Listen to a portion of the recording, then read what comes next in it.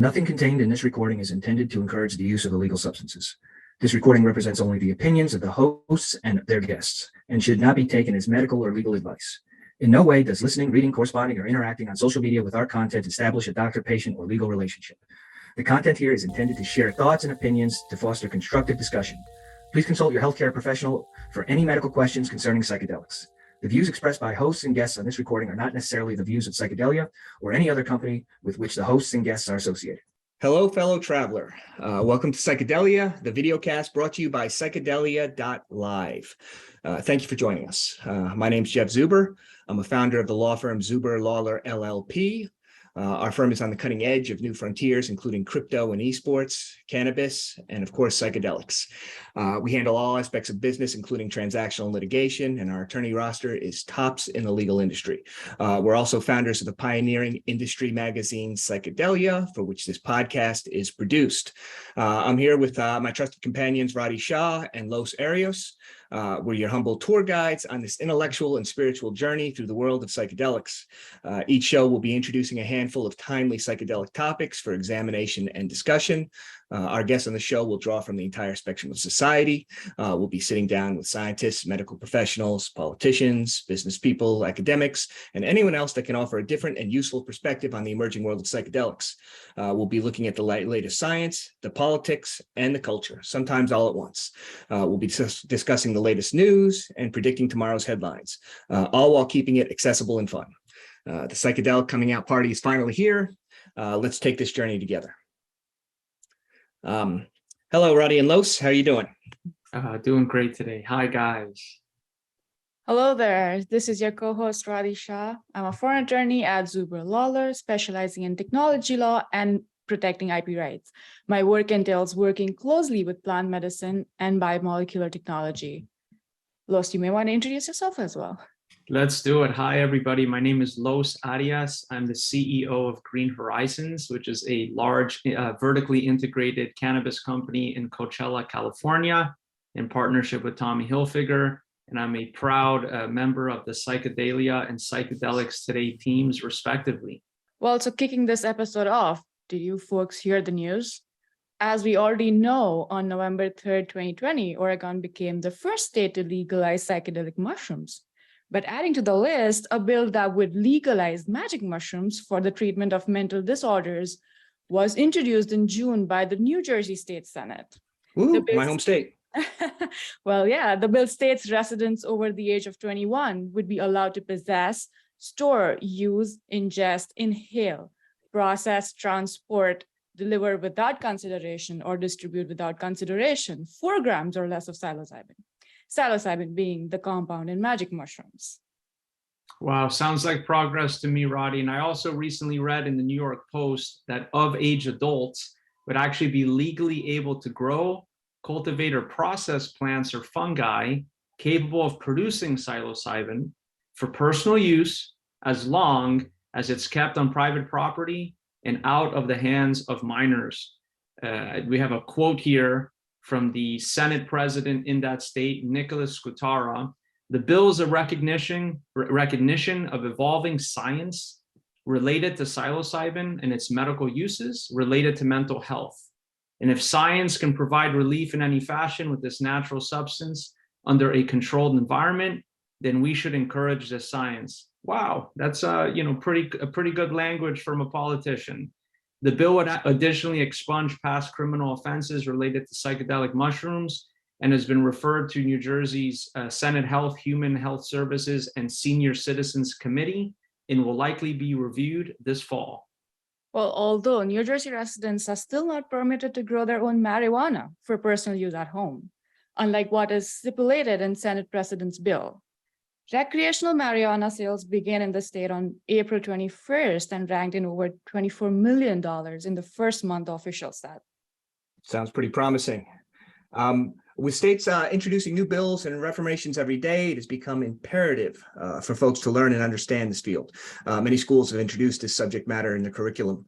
One school being Florida International University Honors College. We have with us today Christina Elizondo and Elisa Margolles, both students of FIU and president and vice president of this student-run psychedelic club focused on educating students about current psychedelic research in the medical and psychotherapy fields. Hello, Christina and Elisa. Why don't we start by having you both introduce yourselves? Sure, I'll go ahead and I'll go first. Hi, everyone. Thank you for having us. My name is Christina Cabrera-Elizondo. I'm a pre-med psychology student at FIU. As you heard, I am the president of the FIU Psychedelic Club, and I'm also one of its founders. And I'll go ahead and pass it on to Elisa. Hi, my name is Elisa Margolles. I am a biochemistry student, and I am also a pre-med student. As Christina said, I am the vice president of the club, and I am also one of its founders. And yeah. Geez, what a bunch of eggheads. Come Yeah. on. I was going to ask you what you do for fun, but it's probably this, right? Definitely. Let's dive into some questions. What is the agenda and activities of the FIU Psychedelics Club, and how and when was this club introduced? This club, we are fairly new. We founded it with fellow honor students in the spring of 2021. We became a fully active club that fall semester, so in 2021. And we began the club by conducting meetings where we would talk about different compounds and the research around them. So it kind of mimicked a journal club. And soon we adapted to hosting Narcan trainings with our members and also introducing guest speakers to our members. Very cool. So, so you started it. Yeah, we, Christina and we are two of the main founders.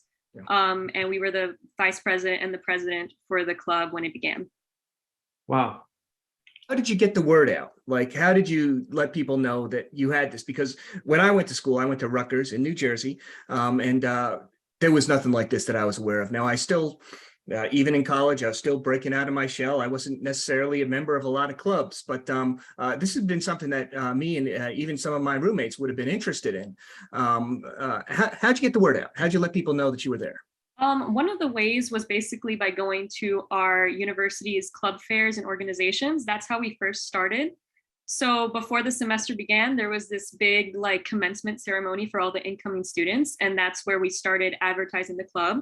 We set up the table, we just set out flyers and basically had people sign up and follow our Instagram. So wow. That's how we started. You get any assistance or encouragement from the faculty? Yes, Dr. Lichter, who is our advisor, he was also the professor for the Psychedelic Renaissance, which was the class that we took that inspired us basically to start this club. And yeah, he kind of pushed with his students because he advertised it to his students, like the club, to join and to hang out and to come to our meetings. Wow. I have to say, team, like I graduated from FIU 20 years ago, so I just dated myself. But if somebody would have told me 20 years ago that there would be such a thing, I mean, wow, what a beautiful evolution for society and for the student body, and just really kudos to you both and your co-founders and the university, right, for being hip to the moment and really doing this. It's really something to see. The wonderful thing, one of the wonderful things about it, you think about how this is, in a way, kind of come full circle, because you think about Timothy Leary and how this thing started up and how he was kind of demonized in terms of trying to bring this thing out and bring awareness to the potential of psychedelics.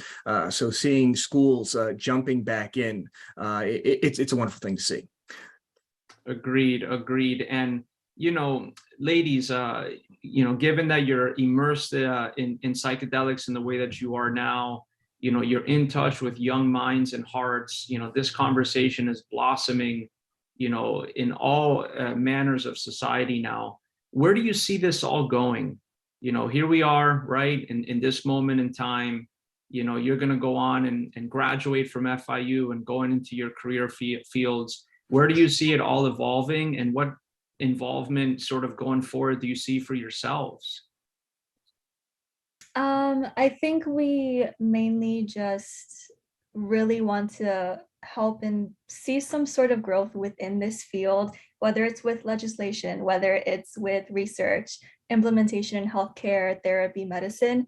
We just really want to see psychedelics and psychedelic therapy basically growing and being put, into the public eye. Destigmatized is what we would like, because there's a lot of stigma around it, and a lot of people haven't had the opportunity or have basically looked into the actual benefit that these substances have. So I think that's kind of where we want to see it going, sort of like with the beneficial aspect, and just kind of having the public appreciate it for its science and for its benefits. Do you think your generation is more open-minded? Because I can tell you, when I was in college, there really wasn't any interest in me, in terms of trying this type of stuff. And I was a little bit, I'm just a nervous creature by nature. So not wanting to try things is nothing new to me.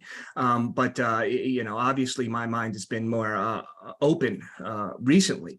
But back when I was in school, this is for hippies and this is dangerous, and it can warp your mind, and who knows if you're ever going to come back. And that's what I thought about it. And I would say that that's what was told to me, but I don't even remember having much discussions about it. And so, which is why seeing a club like yours and seeing people actively trying to raise the level of conversation, it's wonderful. But do you think your generation is a little bit more open-minded than mine? I think we are a bit more open-minded, but I think that ultimately comes down to the individual person. But I'm just glad that we have the opportunity and the space to be able to open conversation about this, and be able to kind of see and share where this is all going. Yeah. Yeah, I think that this generation is definitely making a lot more noise than the previous generation. It's not just like you have to try it, experience it, and then make the noise or understand how it feels. I think the younger generation is understanding what psychedelics brings to the table. It's not just getting high and lying down and experiencing a different world. It's a lot more to that. So like, speaking of like Christina and Elisa, you guys were talking about legislation.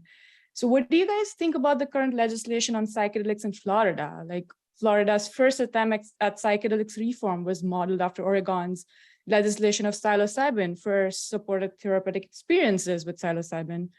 But in April of 2021, this bill failed. So what are your thoughts like on the current legislation? I think it really comes down to realizing that there still is a stigma associated with these substances and what they have to offer. So I think even though the bill failed and it isn't necessarily the outcome that we would have liked or wanted, I think it does open the table to more honest discourse and discussion, which it's progress. It's not what we wanted, but I think that any progress within this space is good progress. So it kind of helps us create that momentum and push this bill and this idea and this discussion forward in a aspect that we can kind of share with the public eye and we can just continue growing with. Absolutely.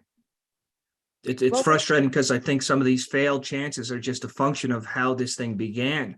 When you think about the Controlled Substances Act and Nixon, infamously saying drugs are public enemy number one. And decades later, one of his main advisors, I believe it was Ehrlichman, I'm not sure, but one of them came out and said that they knew they were lying. That this was a culture war against the anti-war movement and against minorities. And that's the framework for why these things are on Schedule 1, because they wanted to put people in jail. They wanted to silence people.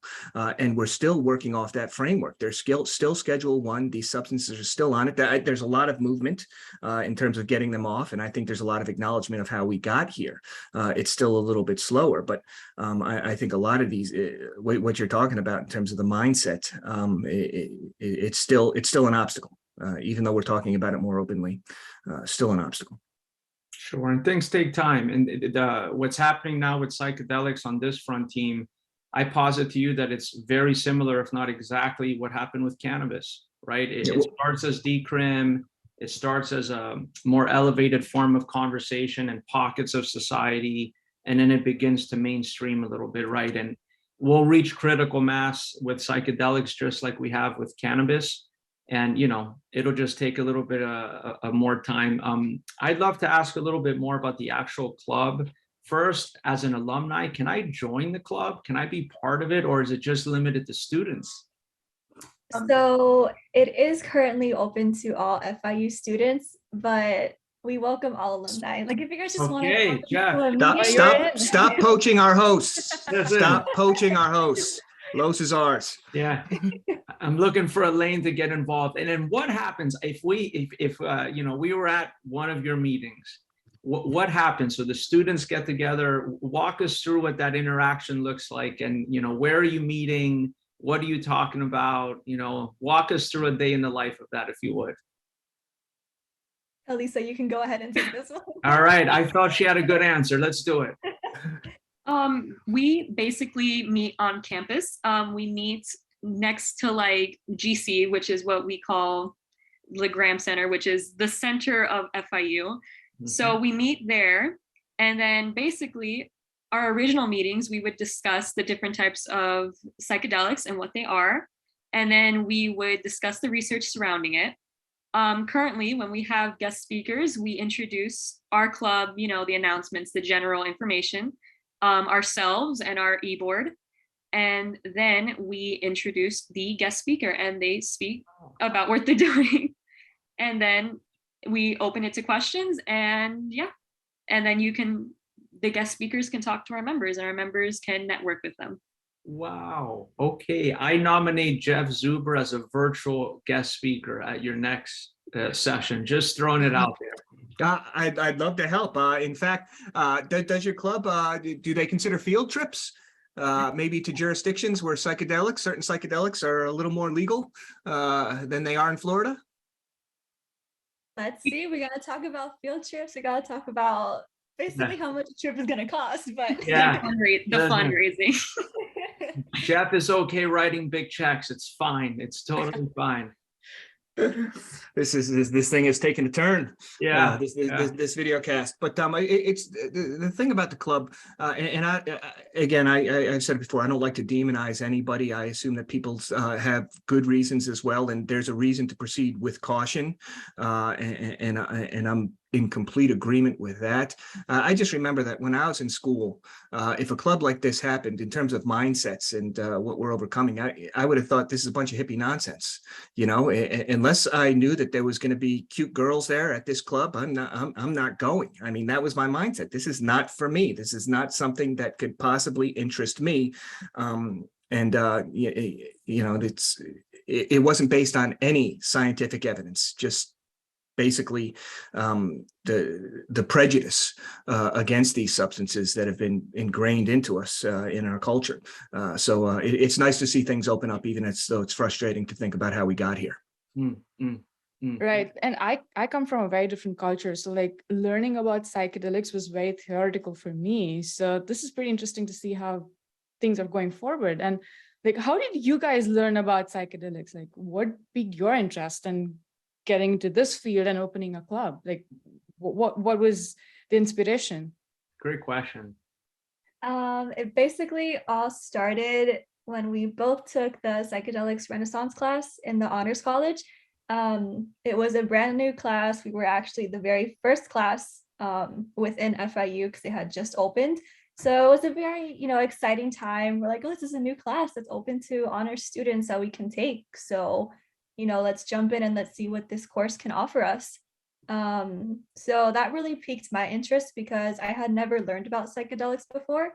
So it was kind of a new space for me to learn some new information and see basically how these substances really have a beneficial impact in healthcare and medicine, which is, I don't know, before I took this class, I never thought that psychedelics basically had a place in medicine or could be used in a beneficial aspect. But I was really surprised and it caught me off guard. And I was like, okay, this is interesting. This has some really beneficial potential and I want to see where this goes in the future. So that's kind of how we started Wow. the club. That's our little origin story, if you will. Wow. So it was actually the school that, this is amazing. The school was the really progressive. They put the class out there. Wow, that's incredible. Like, Yeah, wow, kudos to FIU. Oh yeah. Yeah, for it was sure. a class by Professor Lichter, our club advisor. So he's the one that started this class and he pitched it to the honors college. So it really, kudos to him. Yeah. Yeah, He's the one ladies. that started all of this. Yeah, and are there other universities, institutions, et cetera, that are offering classes like this, or to your knowledge, or not sure? Because I mean, it feels groundbreaking. In the class, I think we mentioned that Harvard, Princeton, Ohio State, like more Northeastern, like major universities are discussing psychedelics and psychedelic research. Also, Johns Hopkins is one of the major, Sure. is one of the major like researchers of psychedelics. So I would assume that a lot Yeah. of universities have those classes. Wow. Perhaps FIU is the trailblazer in the southeastern part of the country, perhaps. But I mean, this is so cool, incredible. Wow.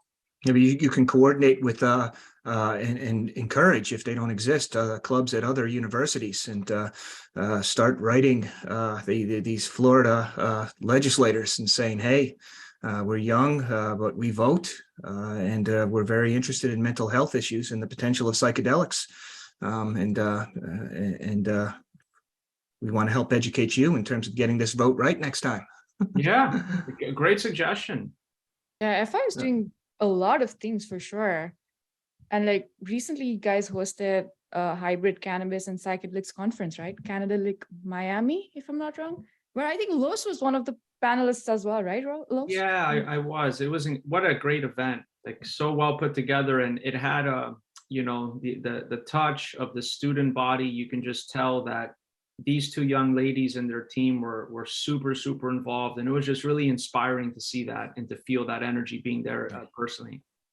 So how was your experience hosting the events, Christina and Lisa? And Christina, I guess you were also a panelist, right? So like, what was your topic of discussion and how was your experience? Like, you were meeting one of the best of the bunches in the space. So how was that experience for you guys? It was like a very surreal, just incredible experience. I basically opened up and closed both days for Psychedelic along with Dr. Lichter, our advisor. So I just really love seeing all of these big names within psychedelic research and being able to network and speak with them and being able to kind of open up the floor to future generations. Like I told my members, network with these professionals. Like you will probably never get an experience like this again. And it's such a surreal time to be within this field right now. So this is your chance. This is the chance that we have to learn as much as we can and to be able to open up this conversation as much as we can.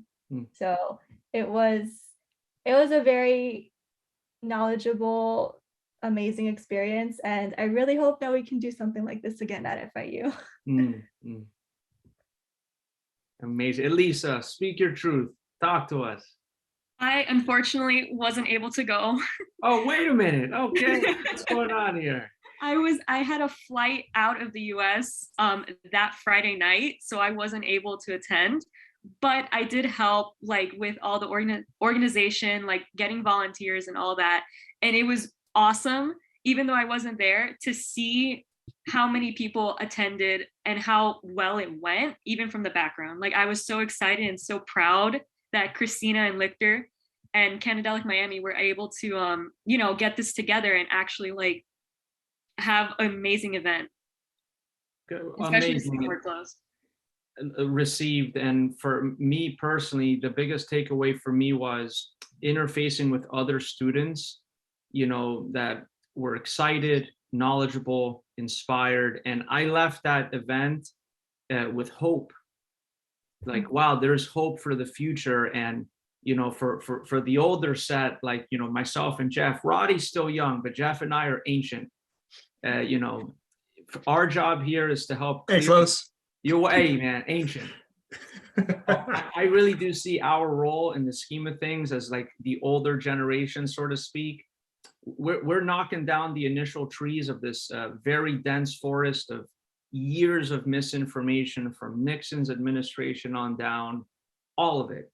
And then it's you guys, it's your generation, it's the next wave that's going to come in and take this to the next level, right? So there's a partnership that's happening here on this very video cast and with what I experienced at Psychedelics. So just a big thank you to you both and your entire team, and to FIU, for blazing the trail here. And we're going to get this right as a society in large part, I believe, because of psychedelics specifically. So it was really cool to feel that energy.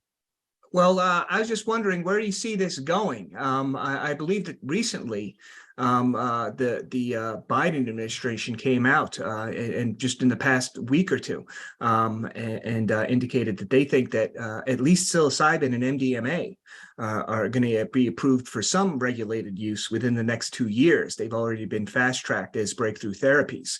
And it would be nice if we could get some top-down leadership like that. There's also some bills being co-sponsored on a bipartisan basis in the U.S. Senate in terms of trying to open things up for studies and decriminalizing. And I believe that New Jersey Senators Cory Booker and Kentucky Senators Rand Paul have been involved with some of those efforts. Where do you see this going? When do you see it opening it up? That's a tough question, man. It's a tough question because no one knows. Look at the crystal ball, ladies, and tell us what you see. It's a tough question. I mean, it's hard I can't predict the future, but I'm really hoping that within the next few years, we can get to a place where some of these psychedelics are, can be used within regulated standards and in, specific places, whether it's healthcare, whether it's therapy, whether it's where it decides to fall and where it needs to fall. But I really hope it can be used in a place that it can bring someone some help that really needs it. Because at the end of the day, it's about helping other people who really need that help. It's kind of amazing the timing of it. When we were growing up, when Los and I were growing up, at least especially me, you weren't plugged into your phone. Most people didn't even have beepers unless you were dealing drugs. That I knew anyway. You were not plugged in. When you left the home, you were out of reach. When you left the office, you didn't come in till the next day. Now we're so plugged in, and our brains are getting bombarded with stresses and information and things that we haven't really evolved to deal with. And then on top of that, and something that a lot of people feel have been pushing this is the COVID-19 and the lockdowns and things like that have been adding to people's stress and has been, not necessarily a coincidence, but actually even pushing this harder look at psychedelics. But the timing for what this could potentially do and what the studies seem to be strongly indicating as having such huge benefits to alleviate the anxiety, the depression, for cancer patients, fear of death. The evidence so far is compelling, and the timing seems amazingly appropriate that we're going to have these things just as the world is getting even crazier than it has been. That sounds like a really good prognosis, my brother, looking into the crystal ball. So, we're on the right side of history, team. Just let it happen. Bring our best selves forward every day. Lean into being open ourselves and in talking and sharing this magic with other people. It'll just happen. It sounds like what you're describing, Jeff, is like it's cosmic. It's divine timing. It's an orchestration that is beyond our comprehension. And we get a little bit of an insight into that when we respectfully consume with intention psychedelic medicines. People can understand that in a different way, but at least we can intellectualize it and talk about it here on a video cast, right? It's beautiful, the duality of all of it. So, well, anything else, Elisa and team here on what we'd want to put into to the audience in terms of a message or go forward inspiration, or do we feel complete in what we've talked about today? I think we basically summed up how we feel and like how beautiful this field is and how important it is to continue studying these these substances that could potentially be alternatives to modern medication and could very well be, an outlet for people to have, I don't know how to phrase it, but to, have a healthy mind and as medicine, basically. I agree. Christina, anything else from you? You feeling good? I guess the only thing that I would say is to keep a lookout to see what else the club does. I mean, we're very excited to see what the future holds for us. Well, please keep us informed. And if there's something we can do to help, if you need one of us, me or anyone else as a guest speaker, please keep in touch. Let us know. And certainly let us know about anything new and exciting the club is doing. We'd love to be kept informed. We definitely will. And you are welcome anytime at any of our meetings. Okay, Jeff, you got the invite. It happened. We did it, brother. Very nice. And I Yes. have a policy of generally going anywhere that I'm invited. So Okay. Mission accomplished for Jeff then. Perfect. Well, team, Okay. thank you so much. And audience, please don't forget to support us on our page and with our magazine at psychedelia.live. And thank you so much for joining us on this wonderful conversation. Thanks, guys. thank you, Christina. Thank you, Elisa. Awesome. Okay. Thank you. Bye-bye.